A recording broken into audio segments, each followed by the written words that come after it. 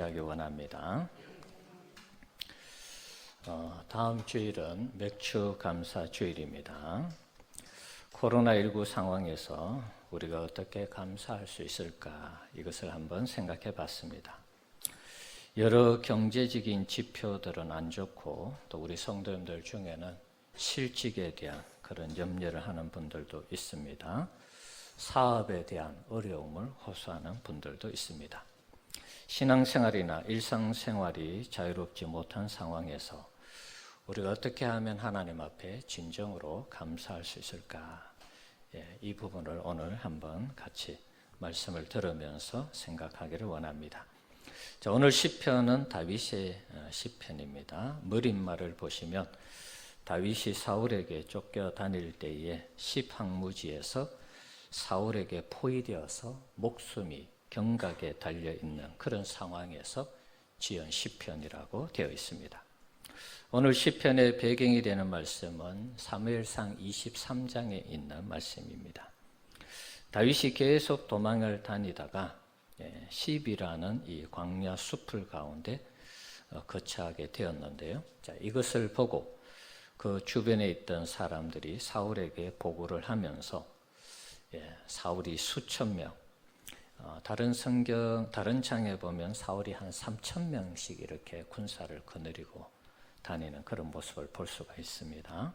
그래서 한 적어도 3,000명 정도는 다윗을 잡으려고 포위를 한 그런 상태였습니다. 다윗 입장에서는 거의 죽음 직전의 이 상황인 것입니다. 심각한 상황이죠. 자, 이런 상황에서 다윗이 오늘 시편을 지은 것입니다. 1절 말씀 한번 볼까요? 자, 1절 읽어봅시다. 하나님이여 주의 이름으로 나를 구원하시고 주의 힘으로 나를 변호하소서. 아멘. 자, 다윗이 처음 이 상황을 접하면서 주님의 이름을 부르면서 구원해 주시기를, 주의 힘으로 보호해 변호해 주시기를 기도하고 있습니다. 우리가 어떤 위기 상황을 맞이하면 다윗처럼 이렇게 신앙을 좀 단순화할 필요가 있습니다. 어떤 위기 상황 속에서 내 자신의 어떤 형편, 상황, 이런 처지들을 보지 마시고 내가 급하니까, 위급하니까 하나님을 찾고 하나님을 의지하고 하나님께 기도하는 우리 성도님들 되시기를 바랍니다. 내가 하나님 앞에 기도할 수 없고 내가 하나님 앞에 믿음이 없고 신앙이 없고 이래서 하나님을 잘 못 찾는 분들이 있는데 그럴 필요 없습니다.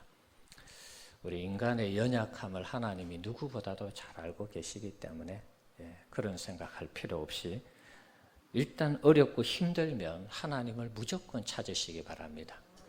하나님을 찾고 하나님을 의지하고 하나님을 기도하는 이런 단순화된 신앙이 필요한 것입니다. 체면이나 형편을 생각하지 말고 어려울 때 여러분 무조건 하나님을 찾으면서 기도하시기를 바랍니다. 자, 그러면은 하나님이 우리를 반드시 도와주시는 것입니다. 믿음이 없을 때도 하나님을 찾으면 하나님이 도와주셔서 믿음이 생기도록 하는 것입니다. 우리 여러 흔들리는 마음들 가운데도 하나님이 우리의 연약함을 아시기 때문에 기도하고 하나님의 도움을 구하면 하나님이 도와주십니다. 하나님은 우리 인간처럼 어떻게 보면 째째한 분이 아니십니다. 하나님을 찾기만 하면 도와주시고 믿음 없는 자를 믿음이 있도록 하나님 배후에 역사하는 것입니다. 이어서 나오는 말씀은 하나님을 자기 앞에 두지 않은 낯선 자와 포악한 자가 자신을 치고 생명을 수색하고 있다고 자신의 그 억울함을 호소하는 그런 장면입니다. 낯선 자와 포악한 자가 누구겠습니까? 사울이죠. 그만큼 다윗은 지금 힘든 상황, 어려운 상황을 맞이하고 있는 것입니다. 오죽했으면 사울을 피해서 지난번에 말씀드린 것처럼 망명을 하지 말아야 되는데 정치적인 망명을 했을까요? 그런데 지금 또다시 이렇게 포위를 당해가지고 말이죠. 이렇게 큰 어려움을 당하고 있는 그런 상황입니다. 물론 망명한 것은 이 사건 이후에 망명을 했습니다. 자, 이런 어려운 상황 속에서 다윗은 다시 또 기도합니다. 하나님께 호소하죠. 4절, 5절 또 읽어봅시다. 하나님은 나를 돕는 이시며 주께서는 내 생명을 붙들어 주시는 이시니이다. 주께서는 내 원수에게 악으로 갚으시리니 주의 성실하심으로 그들을 멸하소서. 아멘. 자, 이 위기 가운데 나를 도와주시고 내 생명을 붙들어 달라 기도하고 있습니다. 그리고 원수에게 악으로 갚으셔서 그들을 멸해달라 이렇게 기도하고 있습니다. 5절에 있는 이 기도는 사실 다윗의 이 인간적인 면을 볼 수 있는 기도라 할까요? 사실은 하나님은 원수를 사랑하라 그렇게 말씀하셨는데 다윗의 입장에서 지금 죽음 직전의 이 상황 가운데 놓여 있기 때문에 원수를 사랑하는 것은 아마 거의 생각이 안 났을 것 같아요. 지금 당장 내가 죽기 일보 직전인데 원수를 사랑하라는 말씀보다는 빨리 이 위기에서 벗어났으면 좋겠다 하는 그런 마음으로 이렇게 하나님 앞에 기도하지 않았을까 그런 생각을 해봅니다. 살기 위한 다윗의 몸부림이었다. 이렇게 여러분 이해를 해 주시면 좋겠습니다. 다윗이 하나님의 말씀대로 살지 않는구나 이렇게 생각할 것은 아니고요.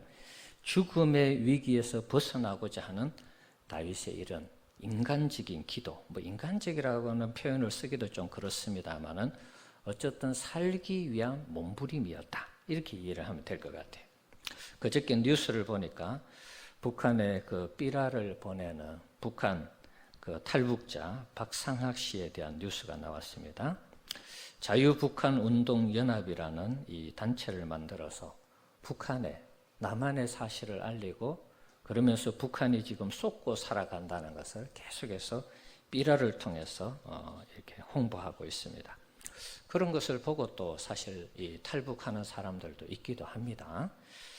그래서 북한 주민들이 김정은에게 속아서 살아가는 것이 너무 안타까워서 삐라를 계속해서 보내는 것입니다. 1달러 지폐도 넣고 USB 그 저장 메모리도 넣고 이래서 동영상도 보게 하고 해서 북한이 남한하고 얼마나 다른지 그리고 북한 주민들이 얼마나 김정은이에게 쏟고 살아가는지 그 실체를 알리기 위해서 삐라를 보내는 것입니다. 그는 그런 말을 했습니다. 정권에 속아서 굶주리고 있는 북한 주민이 있는 한 그리고 정치범 수용소에서 억울하게 죽어가는 사람들이 있는 한 나는 계속해서 삐라를 보내겠다고 그런 이야기를 했습니다. 법이 자신을 구속하고 법이 자신을 어떻게 보면 이렇게 법에 대한 죄가를 받게 하는 그런 일이 있어도 보내겠다고 그런 얘기를 했습니다. 남한의 이 실상을 알려서 더 이상 김정은이나 김여정 그 남매에게 쏟고 살아가지 않도록 하기 위해서 자신이 계속해서 그 일을 하겠다라고 인터뷰하는 그런 내용을 들었습니다. 얼마나 억울하게 살았으면 그런 얘기를 했을까요, 여러분? 자신이 법에 저촉되어서 구속당하는 그런 상황도 있을 수 있을 텐데 너무나 억울하게 살았으니까 그걸 알리지 않고는 견딜 수가 없는 것입니다. 삐라를 보내서 위기를 조장하는 그런 일도 있을 수 있죠. 예를 들어서 총을 쏜다든지 그러면 우리 남한의 위기가 조성되는 부분도 있습니다. 그럼에도 불구하고 삐라를 보내려고 하는 이 박상학 씨의 마음을 우리가 이해할 필요가 있는 것입니다. 마찬가지로 다윗도 사울에 대해서 지금 이 순간 갇혀 있기 때문에 포위당해져 있기 때문에 죽음의 위기를 맞이하는 이 순간이었기 때문에 원수를 사랑하라는 그 말씀보다는 오히려 다윗이 빨리 하나님의 손에 의해서 이 심판을 받고 자신이 여기에서 구원받고자 하는 그 간절함을 이 시편으로 표현했다고 여러분이 이해를 해 주시면 좋을 것 같아요. 다윗이 그러면 정말 사울을 미워했는가? 원수처럼 대했는가? 그렇지 않습니다. 그를 나름대로 사랑하고 존경했습니다. 성경에 보면 사울을 2번 죽일 수 있는 기회가 있었죠. 동굴에서 들판에서 자고 있는 사울을 창으로 찔러서 죽일 수 있는 그런 기회가 있었습니다. 그런데 죽이지 않았습니다. 하나님의 기름 부음을 받은 종이라고 해서 살려주었습니다. 그리고 끝내 사울이 죽었을 때 제일 먼저 다윗이 슬퍼했습니다. 그리고 그 보고를 사울의 죽음을 자랑 삼아 가지고 온 그 사람을 그 자리에서 죽여버리죠. 사울의 이 죽음을 방치하고 사울의 죽음에 동조한 그 사람을 죽입니다. 그리고 그 아들 무비보셋을 궁궐에 데리고 와서 함께 살도록 하죠. 그러니까 다윗의 그 마음에는 근본적으로는 사울을 미워하는 그런 마음은 없었습니다. 지금 목숨이 경각에 달려 있으니까 하나님께 도움을 구하는 그런 기도로 여러분이 이해를 하면 되겠습니다. 자, 그러면서 다윗이 이런 위기 상황에서 6절에 보면은 나 큰 죄를 드리겠다 이렇게 말씀하고 있습니다. 나 큰 죄는 일종의 화목제 제사입니다. 자원해서 드리는 제사이기도 하고요. 기쁨으로 내가 어떤 일이 있을 때 기쁨으로 자원해서 감사하는 제사가 나 큰 제사입니다. 하나님께 드리는 화목제의 형식인데 화목제가 뭐냐 하면 자원해서 내가 기쁨으로 하나님 앞에 드리는 그런 제사를 화목제라 그러는 것입니다. 6절에 이어서 나오는 말씀을 보시면 주의 이름에 감사하는 내용이 나오고요. 주의 이름이 선하심을 찬양하고 있습니다. 다윗은 지금 죽음의 위기를 맞이하고 있으면서도 하나님께 감사의 제사를 드리고 기쁨의 찬양을 드리고 있는 것입니다. 그것도 억지로 하는 것이 아니고 자원해서 사울에게 지금 쫓겨다니면서 죽음 직전에 있는 이 상황에서 다윗이 하나님 앞에 나 큰 죄를 드리겠다 이런 고백을 하고 있는 것입니다. 사울에게 너무 쫓겨다녀서 다윗이 지금 제정신이 아닌 것입니까? 이런 죽음의 위기 상황 앞에서 감사하면서 기쁨의 제사를 드리겠다. 이게 참 말이 안 되는 그런 상황입니다. 어떻게 이럴 수가 있을까요? 사실 다윗은 여러 번 사울에게 죽을 고비를 맞이하면서 넘겼습니다. 하지만 하나님의 도우심으로 벗어날 수 있었죠. 오늘 사건이 있기 전에도 사무엘상 23장 14절에 보면 이렇게 되어 있습니다. 같이 읽어봅시다.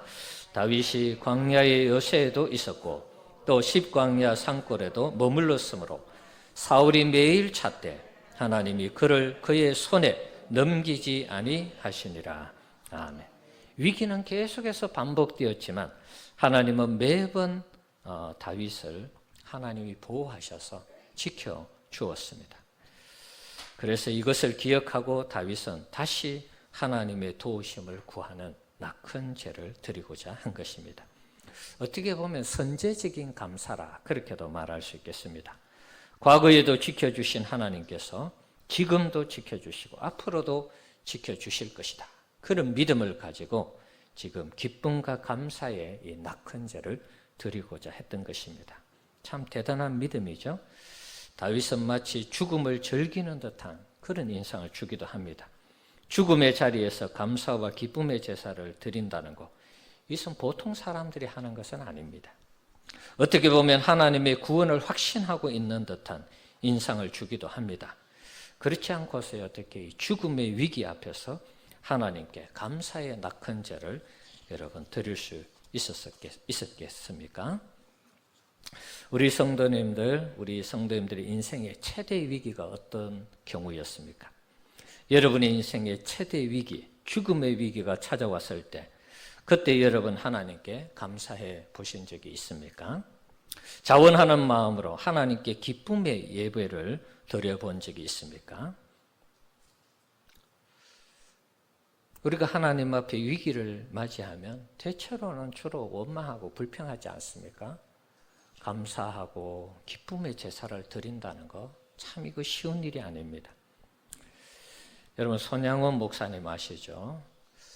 아들이 죽었는데 9가지 감사 기도 제목을 드렸습니다. 그래서 그런지 그분을 가리켜서 사랑의 원자 폭탄이라 그런 별명도 붙이기도 합니다. 손양원 목사님이 그 아들이 죽었을 때 9가지 감사 기도를 드렸습니다. 좀 글자가 작아서 잘 안 보이실 텐데 그냥 제가 한번 읽겠습니다. 첫 번째, 나 같은 죄인의 혈통에서 순교 자식을 나오게 하셨으니 감사합니다. 둘째, 허다한 많은 성도들 중에 이런 보배들을 주께서 하필 내게 맡겨주셨으니 감사합니다.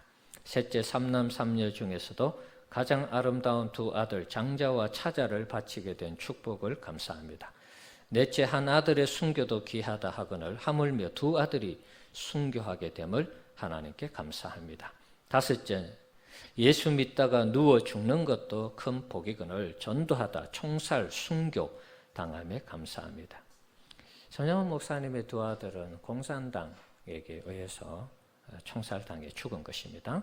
여섯째, 미국 유학 가려고 준비하던 내 아들 미국보다 더 좋은 천국에 갔으니 안심되어 감사합니다. 일곱째, 나의 사랑하는 두 아들을 총살한 원수를 회개시켜 내 아들로 삼고자 하는 사랑의 마음을 주신 하나님께 감사합니다. 총살시킨 그 원수 같은 그 사람을 양아들로 삼았죠. 정말 이게 있을 수 없는 일인데 말이죠. 여덟째, 두 아들의 순교로 말미암아 무수한 천국의 아들들이 생길 것이 믿어지니 감사합니다. 아홉째, 이 같은 역경 중에 이상 8가지의 진리와 하나님의 사랑을 찾은 기쁨과 여유 있는 믿음을 주신 우리 주님께 감사합니다. 이렇듯 분수에 넘치는 과분한 복을 주신 하나님께 모든 영광을 돌립니다. 아들이 죽었는데 과분한 복을 주셨다 그래요. 이분이 예수를 믿다가 이상하게 된 분일까요, 여러분? 그 아들 죽인 아들을 그 사람을 양아들로 삼았어요. 그래서 사랑의 원자폭탄이다, 뭐 이런 별명을 얻으시기도 한 것이겠죠. 여러분, 다윗이나 손양훈 목사님 같은 이 상황을 맞이하면 아마 우리는 대부분 앞에서 말씀드린 것처럼 원망하거나 불평할 것입니다. 내게 왜 이런 시련과 고통을 주셨냐고 아마 하나님께 따질 것입니다. 우리의 신앙 수준이 사실 거의 비슷비슷할 것이라 생각합니다. 저도 마찬가지입니다. 저라고 별 수 있겠습니까? 저도 다윗이나 손양훈 목사님처럼 이런 위기를 맞이한다면 저도 반드시 원망하고 불평할 것입니다. 오늘 본문에서 다윗은 이런 죽음의 위기 상황, 벗어날 수 없는 이 죽음의 상황에서 감사하면서 하나님께 낮은 제를 드린 것입니다. 우리의 신앙과 너무나 다른 이 다윗의 모습을 볼 수가 있습니다. 같은 하나님을 섬기는데 왜 이렇게 다른 신앙의 모습이 있을까요? 하나님이 다른 것도 아닌데 말이죠. 왜 우리의 신앙과 믿음은 다윗처럼 손양훈 목사님처럼 그렇게 신앙생활을 하지 못할까요? 다윗은 낙헌제를 드리면서 확신을 했습니다. 7절 말씀입니다. 읽어봅시다. 참으로 주께서는 모든 환난에서 나를 건지시고 내 원수가 보응받는 것을 내 눈이 똑똑히 보게 하셨나이다. 아멘. 과거 시제로 쓰였는데, 자, 이 부분은 과거에 이렇게 하나님이 하셨으니까 지금 이 위기의 상황도 순간도 하나님이 반드시 벗어나게 하실 것이다. 그런 기대감을 가지고 시를 쓴 것입니다. 과거에 그 있었던 일을 지금 현재에 적용하면서 현재에 지금 숨막히는 이 죽음의 상황을 하나님이 극복해 주신다라는 확신을 가지고 이 시를 쓴 것입니다.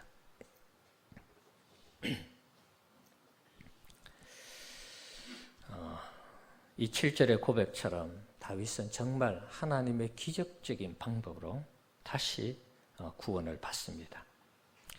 사울의 손에서 벗어나게 되죠. 어떤 일이 있었습니까? 사무엘상 23장 이 하반절을 보면은 갑자기 블레셋이 이스라엘에 침략합니다. 그러니까 군사를 돌릴 수밖에 없는 상황이 발생했습니다. 조금만 더 쪼여들어서 다윗을 잡을 수 있는 순간, 그 마지막 순간에 블레셋이 침략했다는 얘기를 접하게 됩니다. 사울이 그래서 어쩔 수 없이 또 군사를 돌립니다. 다음에도 이런 기회가 있겠지. 그리고 군사를 돌리는 것이. 만약에 사울 마음속에 블레셋이 늘 쳐들어왔으니까 그거는 거기대로 놔두고 이번에는 내가 다윗을 끝장 부리라. 그런 마음으로 계속 포위망을 좁혀갔다면 다윗이 죽었겠죠. 그런데 하나님의 은혜로 정말 사울의 마음이 블레셋이 쳐들어왔다는 그 얘기를 듣고 군사를 돌릴 수밖에 없는 상황이 된 것입니다. 다시 하나님의 은혜로 다윗이 구원을 받은 것입니다.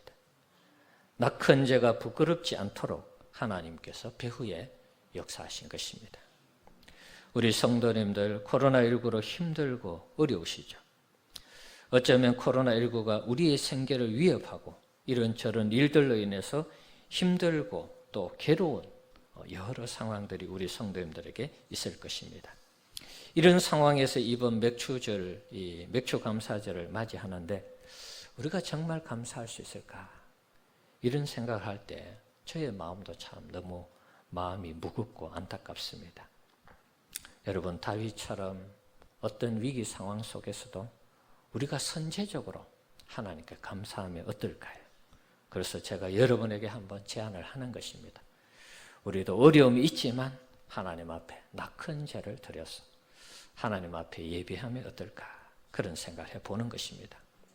감사할 조건은 뭐 그렇게 많다 하지 않을지라도, 감사할 조건이 많지 않다 할지라도 하나님을 기억하면서 앞으로 하나님께서 우리를 도와주시고 우리에게 함께 하시는 기적의 은혜를 베풀어 주실 것이다.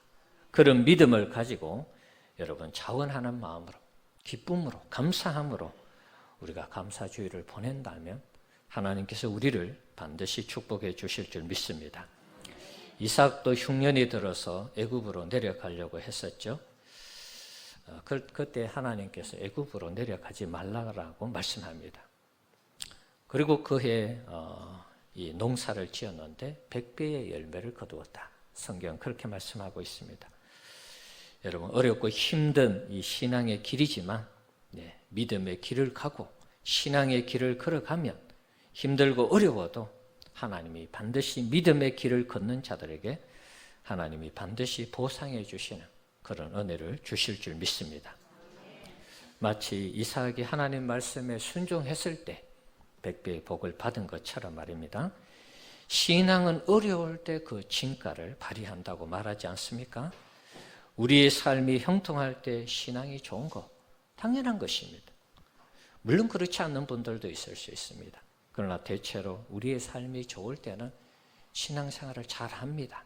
그런데 우리의 삶이 어려울 때, 우리의 형편이 어려울 때 신앙생활 하는 거, 신앙생활 잘하는 거 이게 쉽지 않습니다. 어려울 때 신앙생활을 계속 그대로 하는 거, 이것이 진정한 믿음의 사람이 아니겠습니까? 좋을 때 하는 신앙을 안 좋을 때도 그대로 그 신앙을 유지하는 우리 성도님들 되시기를 바랍니다. 아니, 더 나아가서 안 좋을 때 우리의 신앙이 더 좋은 신앙으로 하나님께 영광 돌리는 우리 성도님들 되시기를 바랍니다.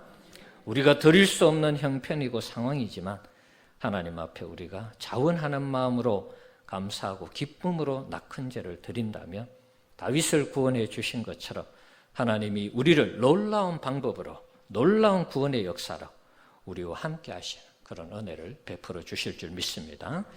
믿음을 가지시고 하나님 앞에 낙한 죄를 드리는 그런 맥추감사 절기가 되었으면 합니다. 소록도에서 이 치과 의사를 하는 분이 있습니다. 이번에 우리 거금도에 가게 되었는데요. 그 거금도 가기 전에 바로 이 섬이 소록도입니다. 소록도를 거쳐서 거금도를 가는 것입니다. 이 치과 의사가 이 소록도에서 섬기기 전에 봉사활동차 한번 이 소록도를 갔는데 그 첫 번째 봉사를 하면서 하나님이 감동을 주셨는지 자기가 평생 이곳에서 의사 생활을 하겠다, 그런 어떤 결심을 하게 되었다고 합니다. 주변의 사람들이 많이 말렸겠죠. 가족으로부터 시작해서 왜 열심히 배워서 의사가 되었는데 소록도에 가서 그렇게 봉사하려고 하느냐. 돈 벌어서 너가 가끔 가서 봉사하면 되지. 굳이 한평생 거기 가서 봉사할 일이 뭐 있느냐. 이렇게 아마 얘기를 했던 것 같아요. 그렇지만 이 사람은 그냥 의사 면허증을 받고 다 마친 다음에 소록도에 가서 20년 넘게 이 나병 환자들을 지금도 돕고 있다고 합니다. 외지인들을 꺼리는 그 마을 사람들을 마을 사람들과 친해지기 위해서 진료가 끝나면 가운을 벗고 평상복으로 마을 사람들과 인사하고 대화를 나누면서 친해졌다고 합니다. 그것에 오래 있으면서 간호사와 결혼을 하게 되고요. 가정을 이루기도 했습니다. 자, 그런데 이 사람이 이제 강연 중에 이런 말을 했습니다. 저는 이분들을 통해 인생을 배웠습니다. 후유증이 심한 분들은 눈도 잘 보이지 않아 음식도 제대로 먹기 힘듭니다. 그런데도 항상 숨은 쉴 수 있고 하루 세 끼 밥은 먹지 않느냐 하며 불평을 절대로 하지 않으십니다. 감사와 행복이 무엇인지 저는 소록도에서 깨달았습니다. 자, 이분들은 뭐 코가 없고 뭐 발이 이상하고 뭐 하여튼 뭔가 이렇게 자꾸 떨어져 나가고 이런 상황, 그러면서도 절대로 불평하지 않는다는 것입니다. 감사와 행복이 저들의 삶 속에 배어 있다는 것입니다. 여러분, 감사할 수 없을 때 감사하고 예배할 수 없을 때 예배할 수 있는 사람이 진정한 믿음의 사람이 아니겠습니까? 우리 성도님들 낙헌제를 들을 수 없는 상황에서 우리가 낙헌제를 들을 수 있다면 하나님이 그것을 보시고 우리를 기뻐하시고 우리의 이 낙헌제를 받으시면서 하나님께서 더 좋은 상황과 더 좋은 환경으로 우리를 이끄시고 인도해 주실 줄 믿습니다. 믿음을 가지시고 여러분 도전해 보시기 바랍니다. 저는 오늘 이 시편의 다윗의 모습을 보면서 또 다른 생각을 한번 해봤습니다. 대부분 주석가들은 낙헌제를 드리면서 선제적인 감사를 통해서 다윗이 이 위기에서 벗어나는 어떤 그런 상황을 노래하고 기도했는데, 저는 이 부분을 다윗의 어떤 마지막이라고 한번 생각하면서 이 낙헌제를 한번 접근해 봤습니다. 다윗이 지금 이 사울의 이 포위망이 촘촘해지면서 이제 거의 벗어날 수 없다라고 생각을 했던 때가 있을 것입니다. 3,000명이 에워쌌으니까 뭐 더 이상 벗어날 수 없는 것이 계속 좁혀오면 결국에는 발각되고 이제 죽는 것이죠. 자신이 낙헌제를 드리면서 다윗은 아마 이런 생각을 하지 않았을까 한번 생각해 봤습니다. 아, 내가 여기서 이제 죽겠구나, 죽는구나, 그런 생각을 했겠죠. 그러면서 장렬하게 죽음을 생각했을 것입니다.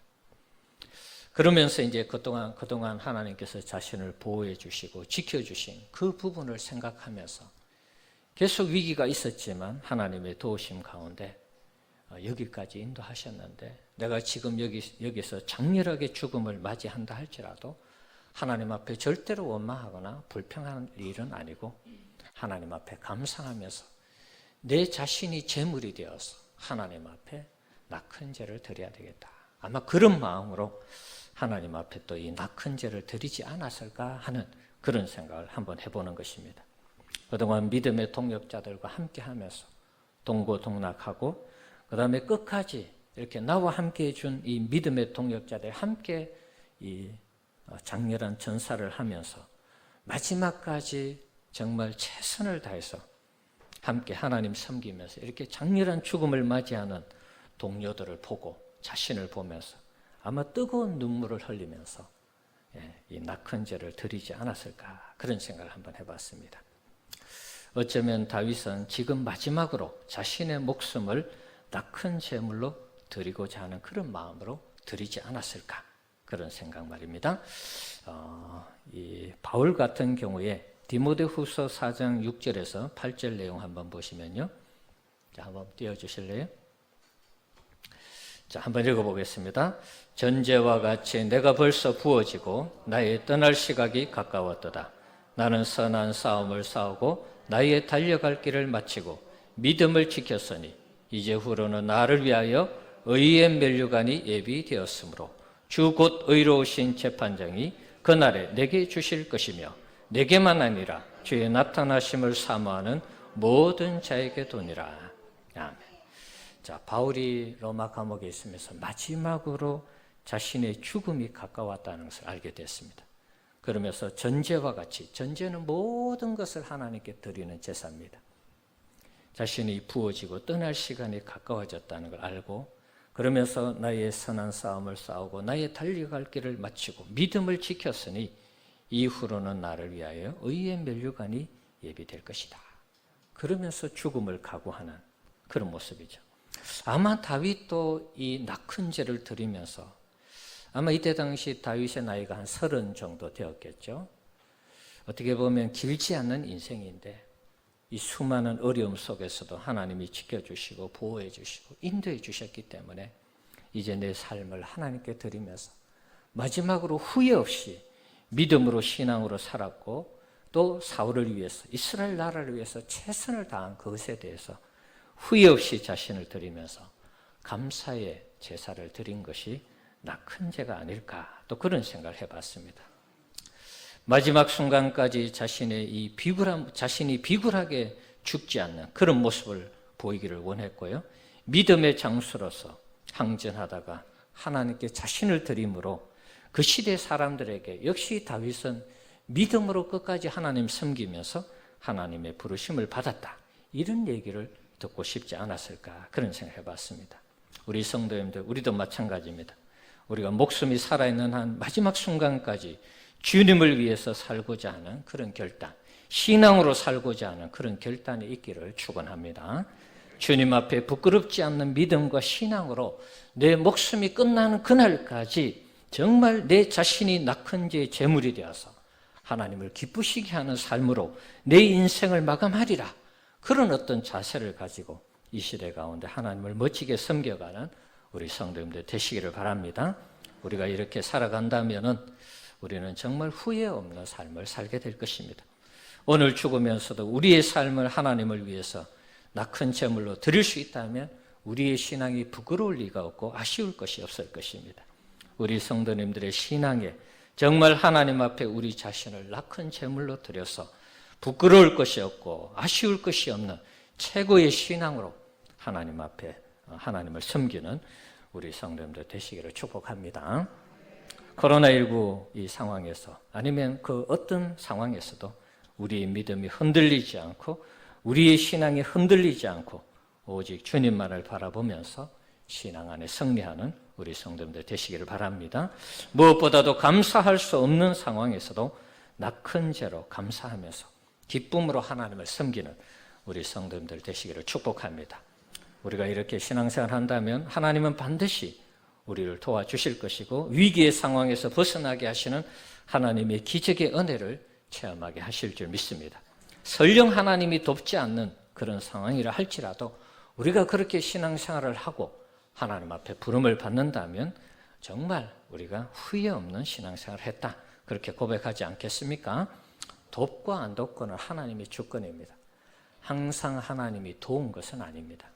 기독교의 신앙과 역사, 성경도 마찬가지고요. 하나님이 도와주신 경우도 있지만 때로는 하나님이 도와주시지 않는 경우도 있습니다. 그것은 하나님께 맡기는 것입니다. 어떤 상황에서도 우리가 하나님을 기쁘시게 하는 하나님께 감사하면서 우리 자신이 낙헌제로서 또 낙헌제의 제물로서 우리가 하나님 앞에 드린다면 정말 후회 없는 그런 삶, 후회 없는 신앙생활이 될 줄 믿습니다. 빛은 어두울 때 더 빛나는 것입니다. 어려운 시기일 때 우리가 진정한 신앙인으로 살아가는 이 모습이 이 시대 하나님이 가장 기뻐하는 성도의 신앙의 모습이 아닌가 그런 생각을 합니다. 우리도 다윗처럼 어떤 형편 속에서도 낙헌제를 드리면서 하나님께 감사하고 영광 돌리는 우리 성도님들 되시기를 축복합니다.